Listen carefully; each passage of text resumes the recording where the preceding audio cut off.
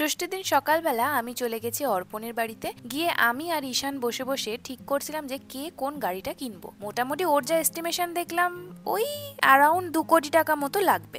এরপর বিকেলের দিকে বেরিয়ে পড়লাম মাকে নিয়ে, কারণ অর্পণের আজকে ছিল অফিস। আর তাছাড়াও মাকে জোর করে বাইরে না বার করলে মা একদম বাইরে বেরোতে চায় না, আর ঠিক যে কারণে আমাকে বকা খেতে হয় বাকিদের কাছে। যেহেতু বাইরে বেরিয়ে অভ্যেসটা একদম নেই, তাই খুব একটা বেশি মা হাঁটতে পারে না। তাই কাছাকাছি ঠাকুরগুলো দেখিয়ে জিজ্ঞেস করলাম কি আইসক্রিম খাবে। এর মধ্যে বাপির সাথেও দেখা হয়ে গেছিল, কারণ বাপিও সেদিনকে দোকান তাড়াতাড়ি বন্ধ করে বাড়ি ফিরছিল। সেই টাইমে অর্পণও ফিরে গেছিল অফিস থেকে, তাই ওর জন্য একটা আইসক্রিম নিয়েছিলাম। বাড়ি ফেরার পথে অর্পণদের প্রতিমা দর্শন করার পর দেখা হলো এই দুষ্টু মশাইয়ের সাথে। ওকে কি তোমরা কেউ চিনতে পারছো? আমি যদি এই রাস্তায় যাই হোদলার বায়নার সম্মুখীন হব না তা তো হয় না, তাই ওনাকেও টাটা বাই বাই করে চলে এলাম বাড়িতে। আর বেটুমকে যেহেতু একা রেখে গেছিলাম বাড়িতে, তাই জন্য দিদুনকে কিন্তু ওর কাছে ভালো মতো জবাবদিহি করতে হয়েছে।